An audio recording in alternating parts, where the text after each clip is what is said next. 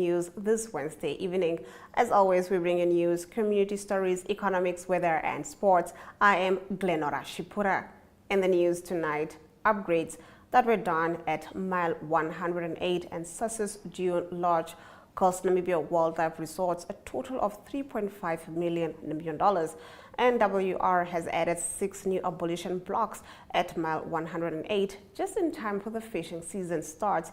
Now, spokesperson of NWR, Nelson Ashipala, provided an update on some of its projects, saying that they had to upgrade the fishermen's cabins at Mile 108 as well because elements around the coastal area usually become a challenge.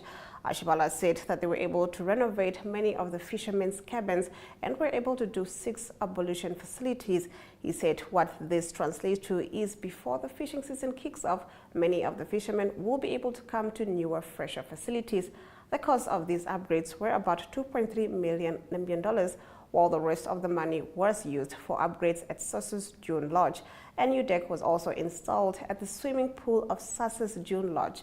Ashipala said that this was also because elements of the weather were starting to affect the wooden decks. Environmental friendly material was used to bring the decks up to par.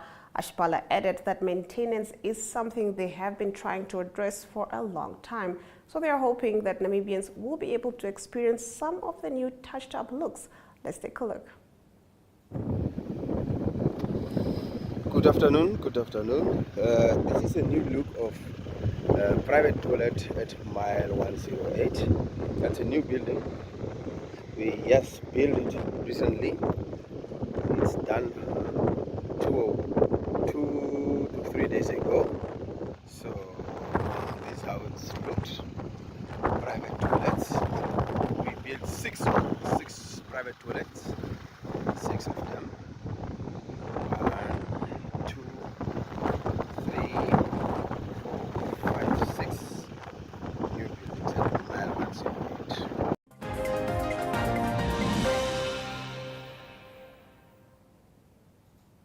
A report released by the Public Service Commission has found that government structures employ almost double the number of women than men. The findings are contained in the PSC's report for the 2021-2022 financial year and also indicate that government employs a significantly larger number of men in management positions. More men than women served in the management cadre at offices, ministries, and agencies and regional council level, with males occupying 54% of the positions, while females occupied 46% of the positions.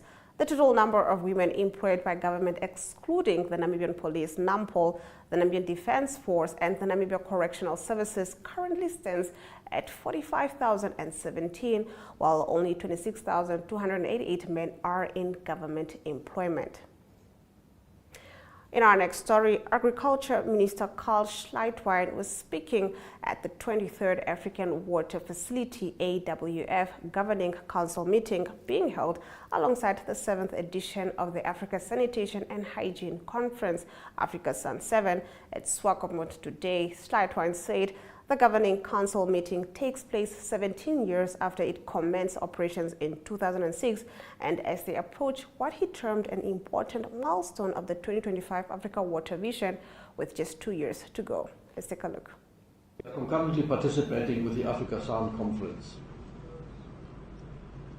Recently, we have concluded the African Summit on Climate in Nairobi with a declaration calling for concrete action on reforms that lead to a new financing architecture that is responsive to Africa's needs.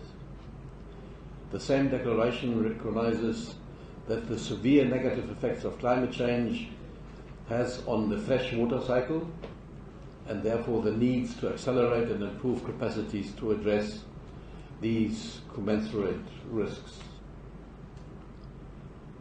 During the United Nations General Assembly in New York last month, we launched, through the high-level panel, the Financing the Gap strategy, a campaign where we try to mobilize and improve own resources from the African continent to fund the gap in the water and sanitation sector.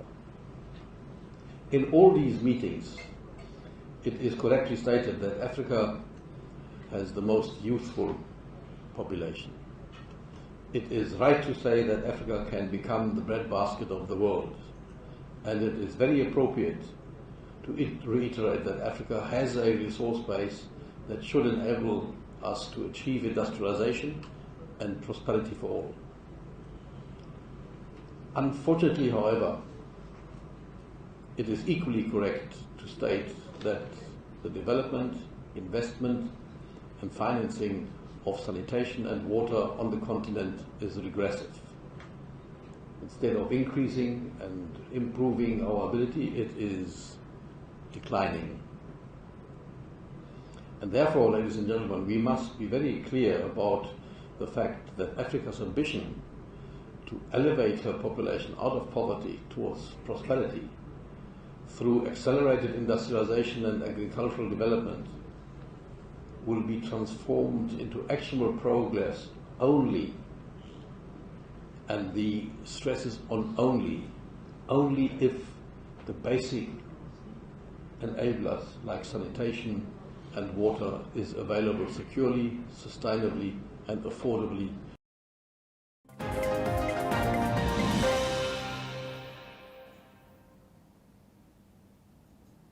The Rehoboth town on Monday received its first ever fire station, which was officially opened by Urban Minister Erastus Uthoni.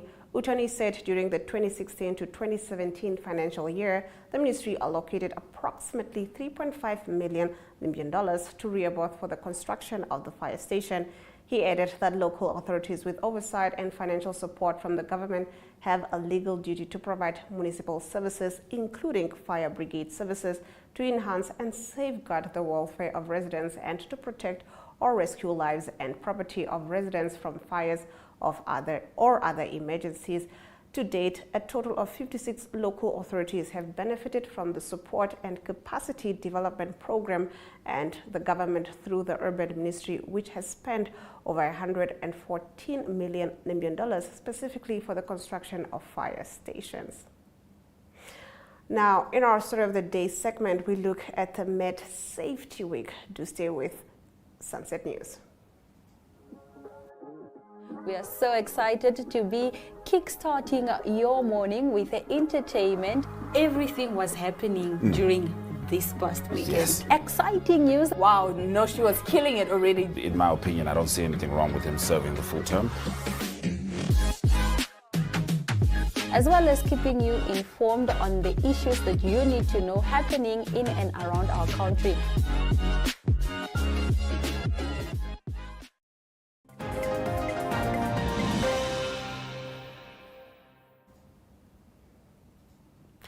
Getting into our Story of the Day segment, during the global #MedSafetyWeek campaign from November 6th to the 12th, the Namibia Medicines Regulatory Council is actively participating, uniting with over 80 medicines regulatory agencies and non-governmental organizations worldwide. Their mission is to raise awareness about the significance of reporting medication side effects. Frida Shihweda, Regulatory Affairs Pharmacist, spoke to Yolanda Nell. Let's take a look. So the #MedSafetyWeek is an annual international social media campaign which is dedicated to raising awareness on the importance of reporting adverse drug reactions, which we call ADRs, which are essentially side effects that patients experience after they've taken medicines. So this year's campaign is taking place during this week from the 6th to the 12th of November. And as I said, it's an annual campaign, so it takes place every year in November.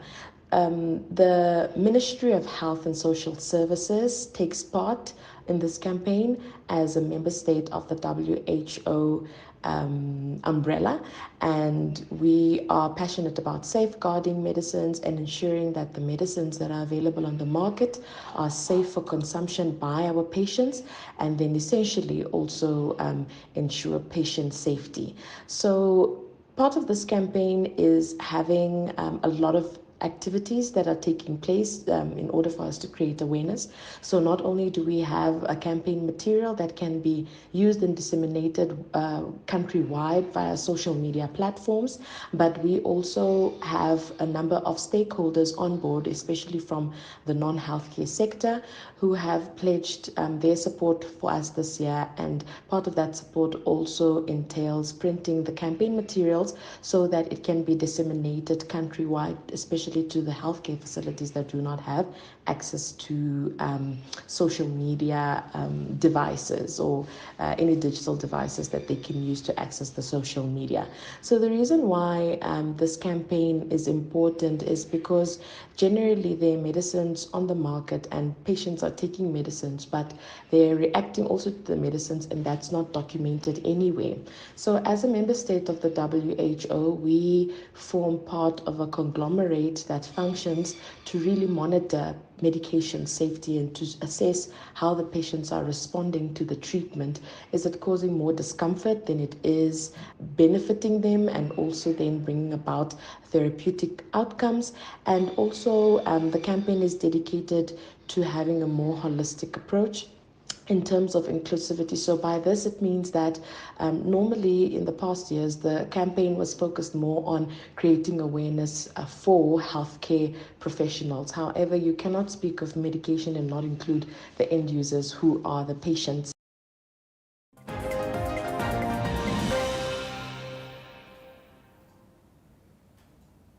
In economic news, we look at the Namibian government debt figures.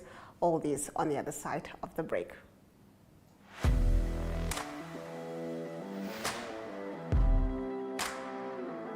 Hello and welcome to today's Sports Rep Show. I am your host, Jesse Jackson Kauraika.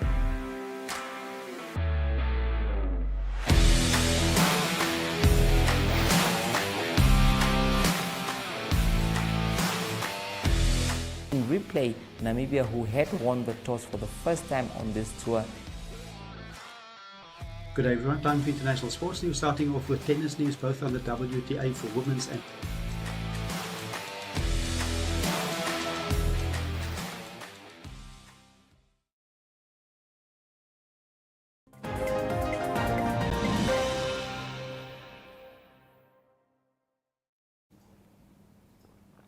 Getting into our economic news, for the financial year 2023 to 2024, total government is estimated to increase 153.8 billion Namibian dollars, equivalent to 66% of gross domestic product, according to Simon Storm. In the fiscal landscape of Namibia, debt management emerges as a critical concern that warrants immediate and strategic attention. This surge in debt service obligations is particularly concerning as it threatens to crowd out critical social expenditures such as those in health and social protection sectors, which are pivotal for the nation's long-term development. Let's take a look at our financial indicators.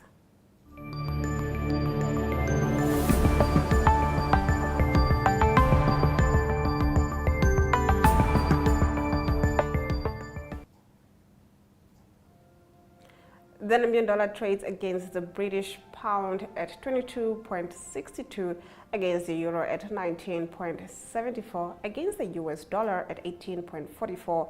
2 Namibian dollars and 53 cents gets you 1 Chinese yuan.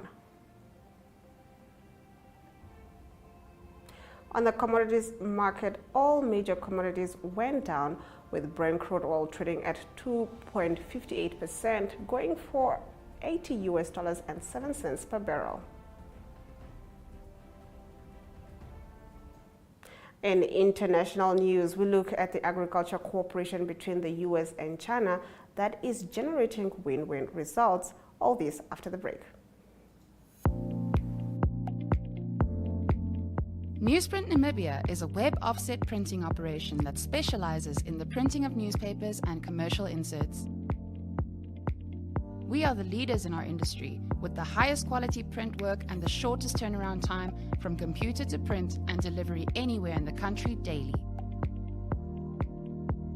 Newsprint was established mainly as a newspaper print company, but had to diversify its business to do commercial printing as required in the market.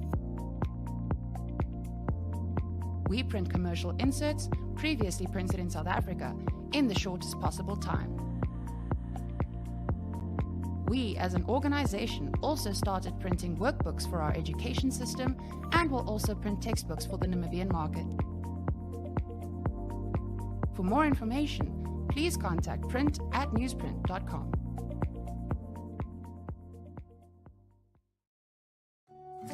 Take a load off and tune into another episode of Brave Namibia as we take a look at both ordinary and extraordinary Namibians. Brave Namibia is broadcasted on NTV Saturdays at 6:30 p.m. and 1up2.com, as well as broadcasted on the following Facebook platforms on Wednesday at 5:30 p.m. Republicane, Allgemeine Zeitung, Namibian Sun, and all Namibia Media Holdings pages. For more information, contact the Brave team at brave@synergy.com.na. Brave Namibia, for the ordinary and extraordinary Namibians.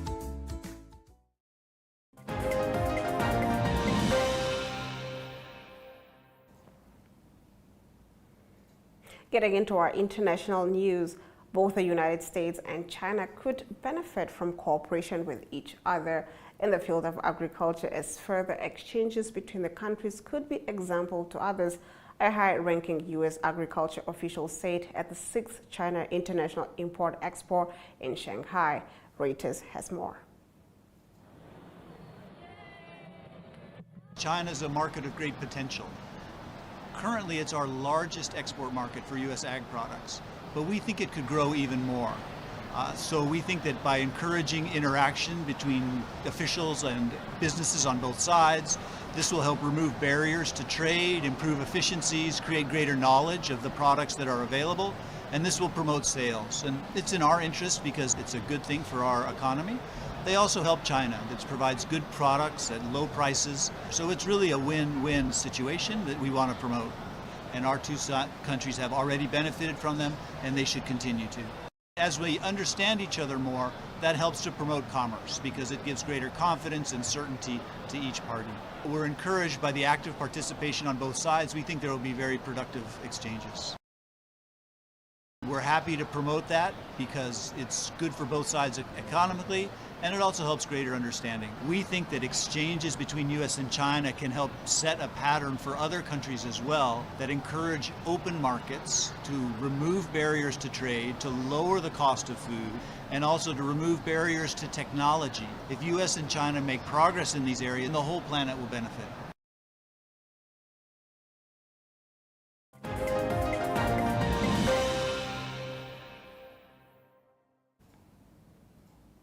After the break, we'll get into your weather predictions.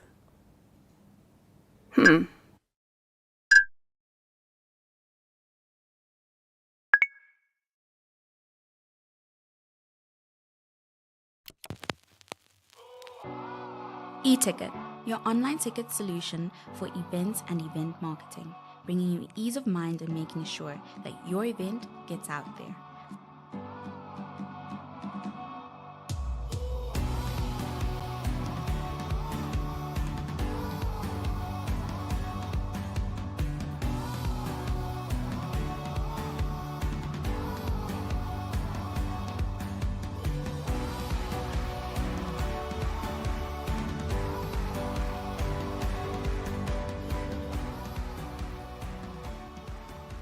For more information, contact events@nhom.com.na.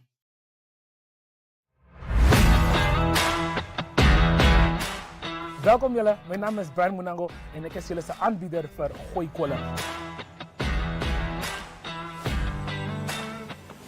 Dit is donderdagse sportstrip noem.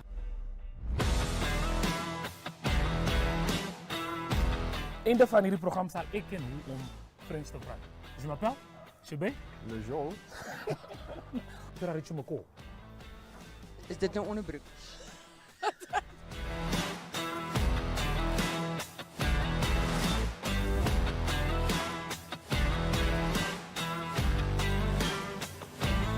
Blijf geschakeld, we zien jullie weer vrijdag volgende week. Gooi kool! Gooi kool!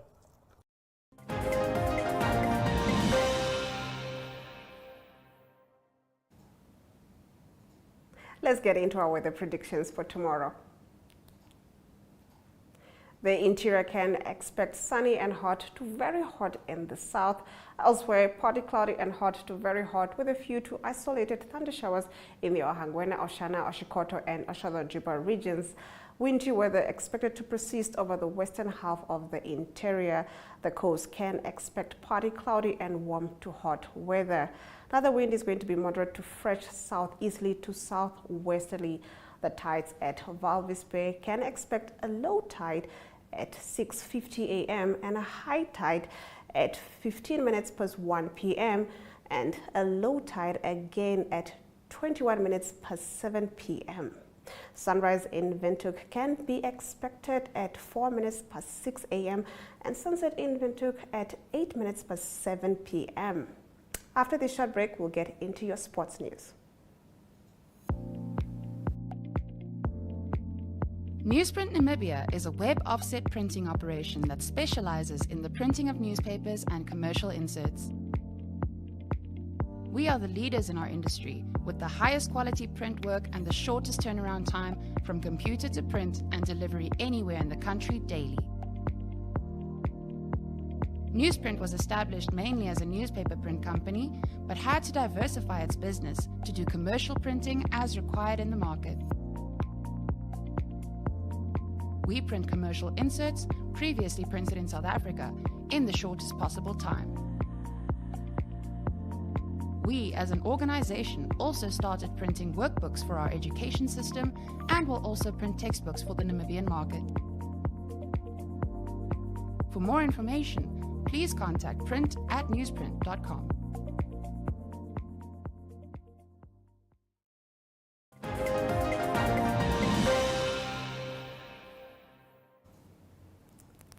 Let's take a look at the sports news with Limba Mupetami.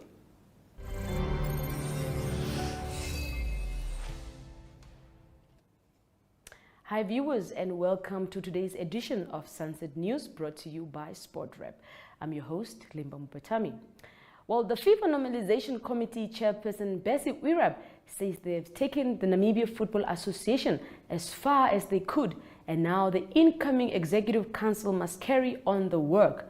Wirab said they had laid the groundwork for the leadership due to be elected on the 17th of November.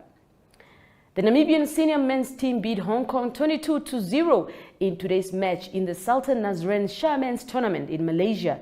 In their second match of the day against South Africa, they lost 5-3. They will play their last pool match at 10:30 on Friday against Australia. Well, the senior national team coach Colin Benjamin believes players who are called up for the national team must demonstrate honor, humility, and respect for the call-up. Benjamin made this comment in response to an incident where a player arrived 2 days late to camp. Benjamin said he had to turn the player away because he did not show interest or respect the importance of arriving on time.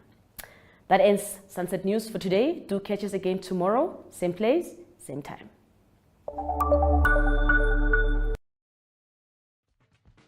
Welcome to My.NA Cars, your ultimate destination for everything automotive. I am your host, Diana Master. Teamwork makes the dream work, right? Discover the latest models, innovative technologies, and expert insights from our passionate hosts. Learn essential maintenance tips and get exclusive behind-the-scenes access to the automotive industry. Don't miss My.NA Cars on NTV every Thursday at 2100 hours. Tune in and ignite your passion for automobiles.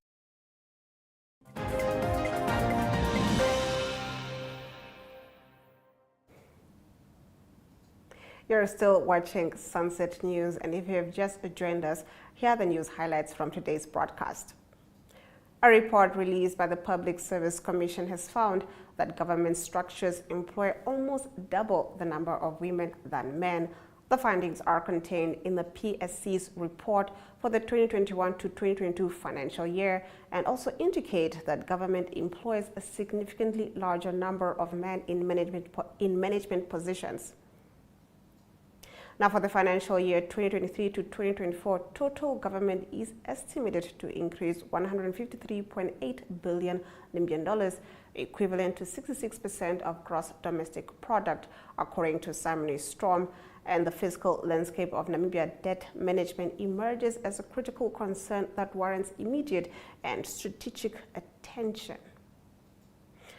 And with that, we've come to the end of the broadcast. Make sure you join Sunset News on Facebook, on all the NMH platforms on weekdays, as well as on our website, oneupto.com. Sunset News screens on DSTV channel 285 and GoTV channel 25 every weekday and Sundays from 7:30 p.m. to 8 p.m. I am Glenora Shipura, and this has been Sunset News. Don't end your day without us.